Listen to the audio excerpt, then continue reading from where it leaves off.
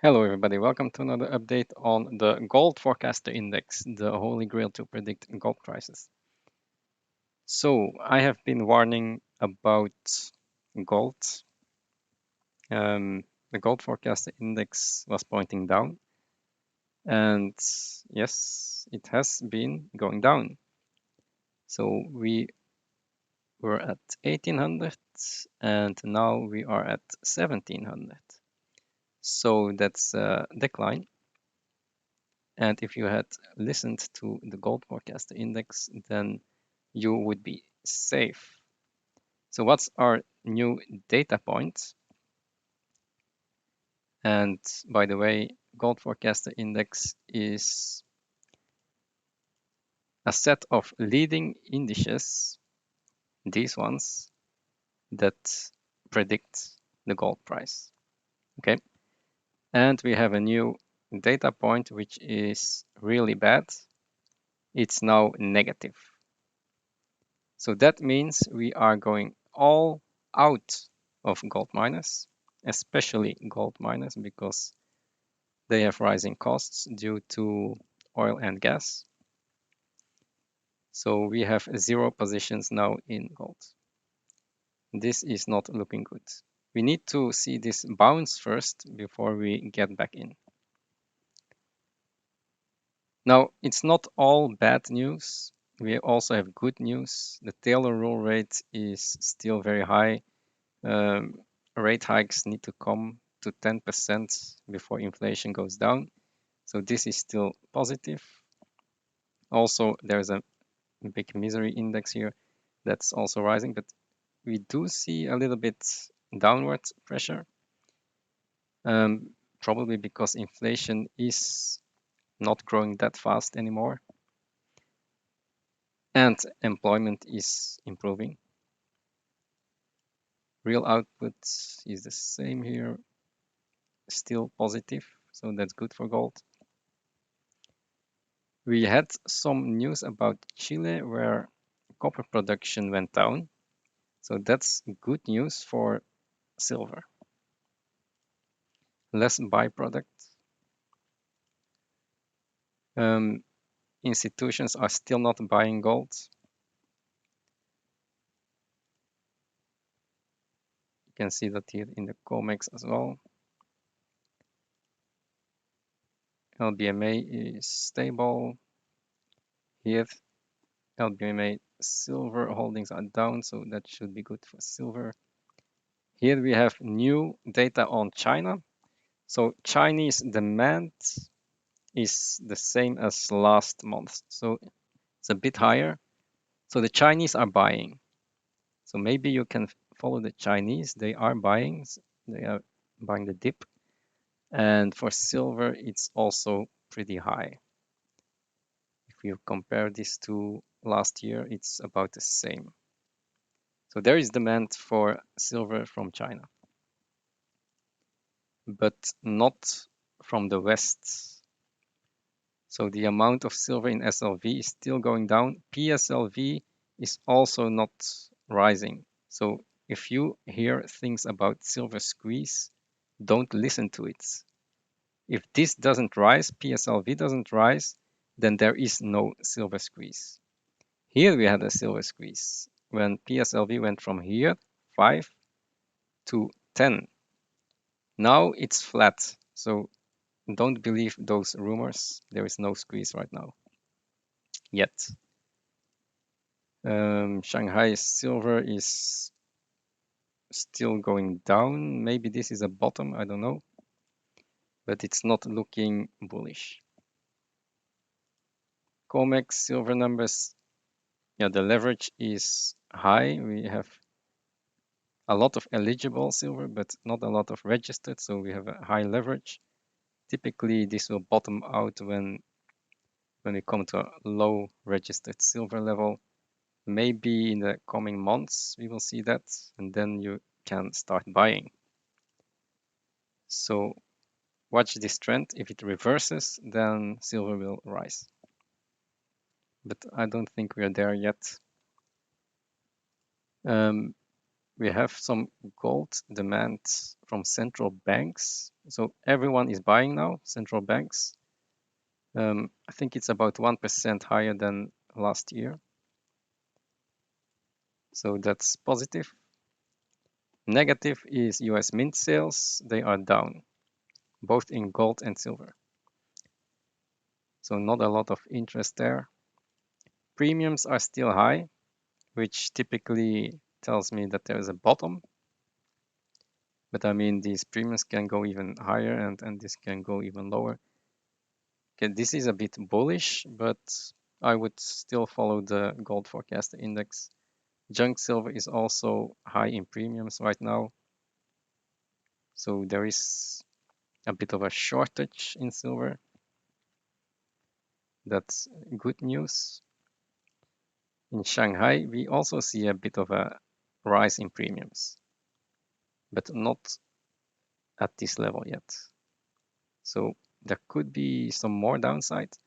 Let's wait for this to rise up to here at least before we get into the silver space. Gold premiums at the same level. PSLV premiums have improved. So that's a positive sign. You can see here it's going up. We are still not at the zero level yet. I would wait for the zero level before we get in. COT report was positive. A lot of short covering, especially in silver. Here, a lot of shorts to be squeezed. So silver might have a bounce, but yeah, it's difficult to time this. Very difficult.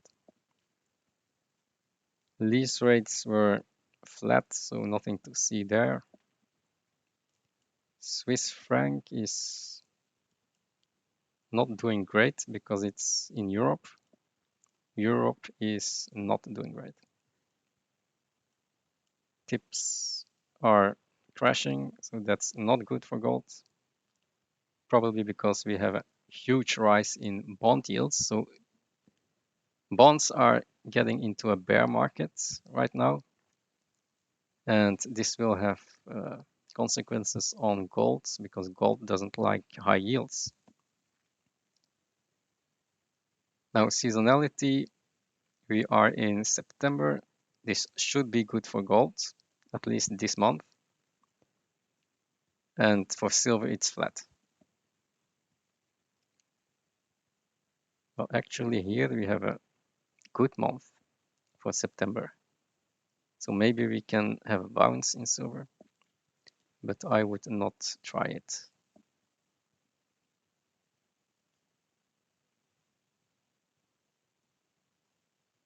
Let's take a look at the gold miner sentiment. Still at rock bottom, so typically this tells us that this is a bottom, but this bottom can last very long. I don't know when this will rise again. So it's a bottom pick market right now. And when we look at the gold forecast index, I don't think we should be picking anything right now. This drop here could be the same drop as here in 2012. And this dropped below zero. And what happened? The gold price went down a few months later. So it could be that this drop here will lead to gold to drop to 1600. I don't want to be in gold miners when that happens. Okay, that's too risky. Let's take a glance at the copper checklist.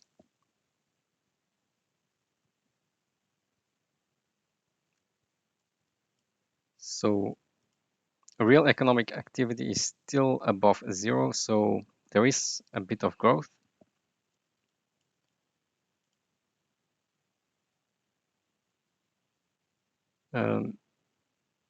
Yeah, this tells us that yields are high. That means that copper will do better than gold. but copper is also very weak lately. Copper warehouse numbers are still going down, but not that fast anymore. You can see here that it's flattening out a bit. So maybe there are problems and copper is not going up anymore. It's flat. So I'm not in copper at all right now because there's a lot of chance of a recession. Power consumption is at a record high, probably due to China heat waves. So they need to use a lot of electricity for air conditioning. And that explains this spike in electricity consumption. Credit impulse is not good. So the latest data tells us that credit impulse is negative, and that will have consequences later on for base metals. Shanghai is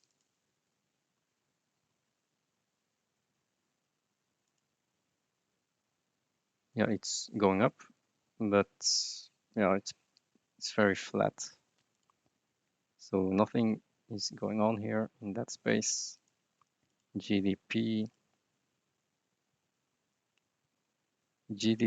is at 1%, so not a lot going on here. Scrap numbers are positive, so there's short-term upside in copper, but seasonally we are weak in September. So wait for October to find a bottom.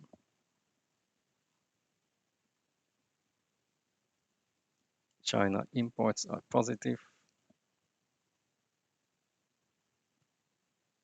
Yeah, the shipping rates, they are very negative for bulk. So for the bulk, it's down. That's not a good sign. But for tankers, it's rising. And maybe we should talk a bit about tankers later on. Yeah, the daily forecast is flat, but slightly higher for next year. So we are still along the market. Inflation is rising, but it looks like it's starting to top out. And the 10-year break even is also not rising anymore. So not a lot of inflationary pressures right now, maybe even deflationary. Global activity is down and maybe we will reach zero at some point. So this is not good.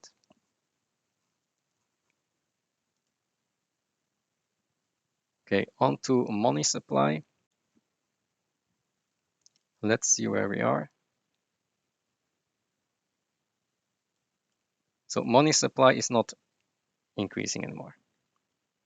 This is not good for gold, also not good for stocks.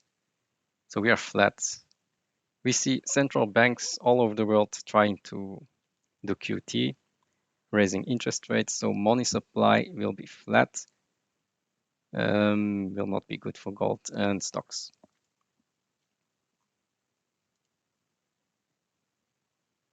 It is what it is. We are doing QT, so we will need to trade like that. Let's take a look at the balance sheets. And here you can also see that central banks are doing QT. So balance sheet is shrinking, ECB as well, Japan as well. So all down, credit impulse is going down.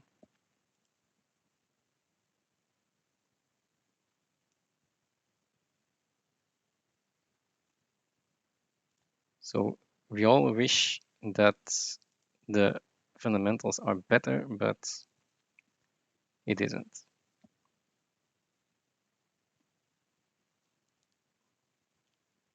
Okay, then we go on to credit spreads.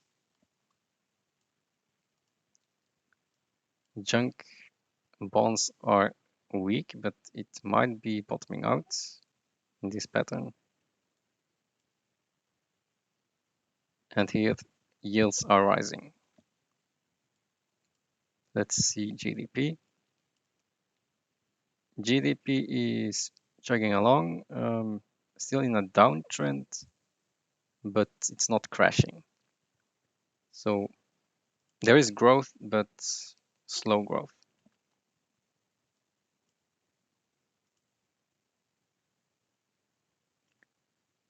And here we see a massive rise in credit yields. So that's maybe there's something happening right now, defaults happening. So this is something to look at. Then on to deficits. When you look at this chart, it does seem that the USA is doing very well. Even the budget deficit is now shrinking back. This is very nice, not for gold, but for the USA. So the goods deficit is shrinking and services surplus is rising. So I'm very jealous about the Americans because they are doing very well. And here export minus import is also positive. So we could even see deficits go into surplus if this keeps on improving. Then here we have import export. The gap is shrinking, so that's good. The trade deficit is shrinking and prices are declining, not rising. So that means inflation is declining. Here as well is declining. So yeah, America is doing very good on the deficit front. I need to admit it. Let's take a look at the Fed funds rate. It will go up. So they will hike rates. Probably, what is it, at the end of the month or next month? I think it's this month. At the end of this month, they will hike again.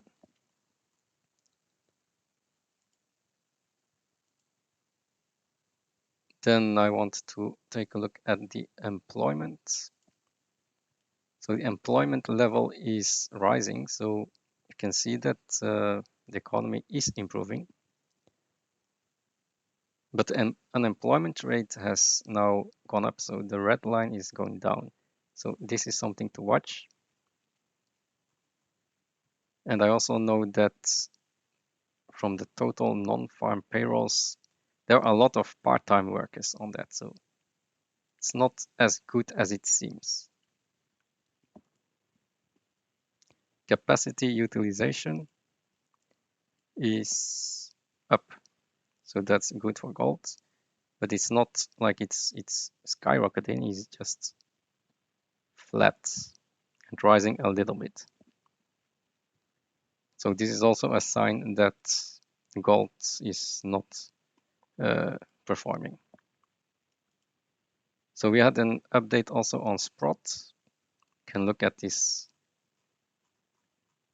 table here. And Sprott is now into steel. So a lot of steel companies have been bought. Sandstorm Gold as well. And he sold Highcroft, MicroStrategy, Shell, a lot of gold and silver miners, and Sibanye. This is not good. Platinum and palladium have been going down due to the EV revolution, and vehicle sales are also not rising. So that's what Sprott did. We just got news as well that Cheniere Energy will need to cut their exports because of turbines that are polluting the air. So the EPA has denied the turbines to operate. So there will be less LNG exported to Europe. And that will, of course, have an effect on the prices. So we already know that Freeport is down until November. And now some of this here, Sabine Pass, will also be down until they fix it. So this could mean that US natural gas will be weak, but EU gas will be strong because there's less being exported to the EU. Okay, so that's the same here. LNG is going to boom, but with a delay. We also know that price caps are coming on oil and also on electricity. So they just announced in the EU that electricity will be capped at 200 euro per megawatt hour, and that's about where it stands right now. So if they go through with this, then yeah, electricity prices won't go higher than 200, which is good for the consumers, but probably very bad for producers. The industry will not have any gas anymore. You can't just put price caps on electricity and gas because nobody will sell it to you anymore. For example, if you put a price cap on LNG, then America will sell it to China instead of to Europe. So eventually, I think that there will be shortages in Europe. The price may be capped, but there will be shortages.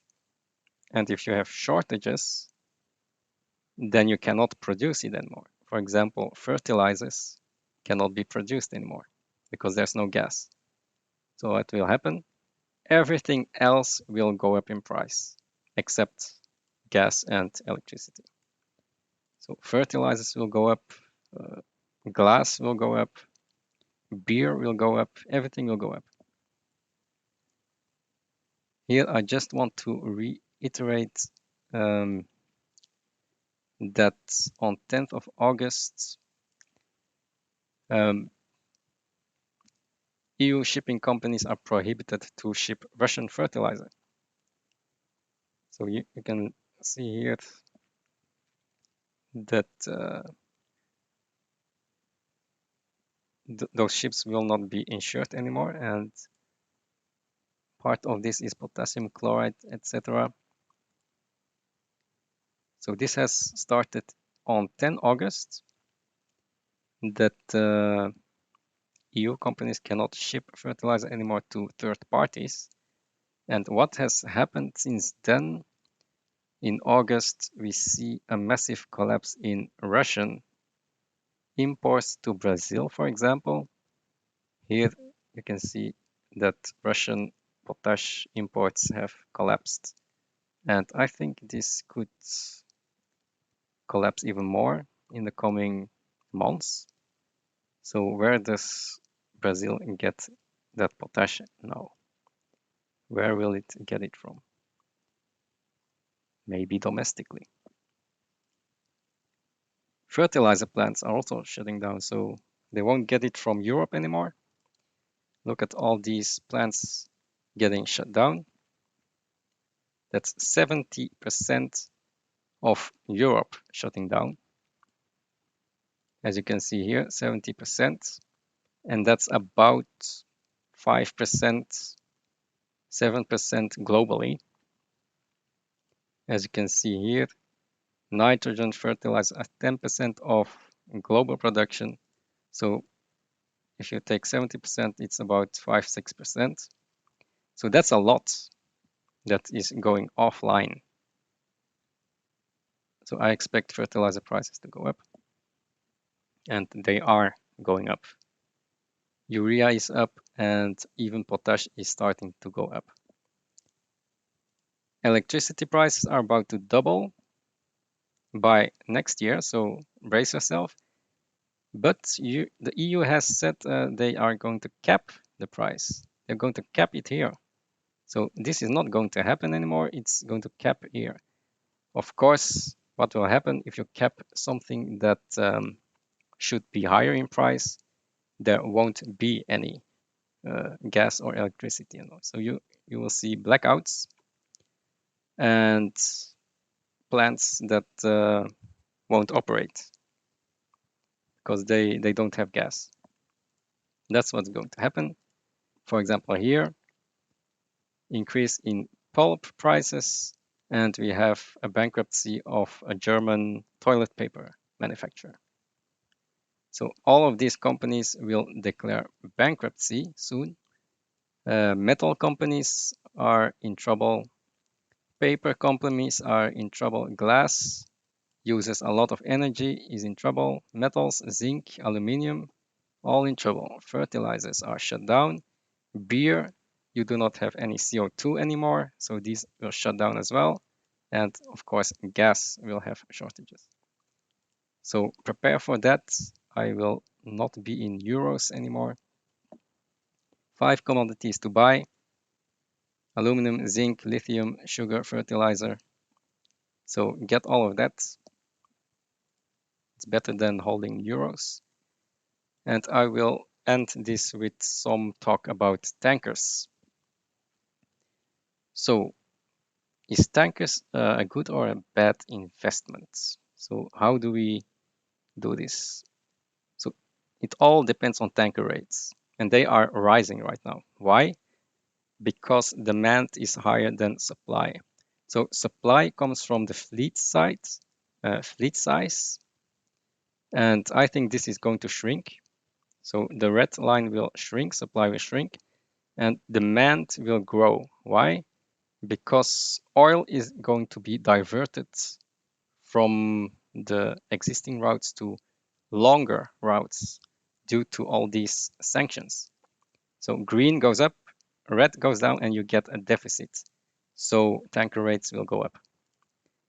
Here you can see the ton-mile demand is going up due to the sanctions and also due to economy recovering. So here we had the recession, and then we are now recovering.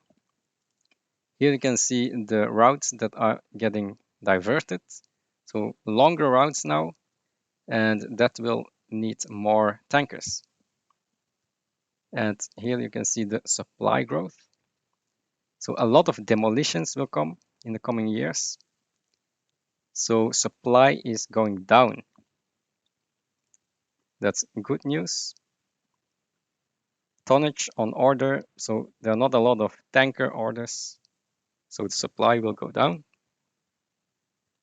And demolitions will start in 2024 to 2026 and 28. So a lot of demolitions will come, and that will bring supply down. So the fleet growth will go down. So no fleet is no supply, which means that tanker rates will keep on rising, and that's good for the tanker industry. So that's just an idea. It's better than buying gold at the moment. This is probably just a dead cat bounce.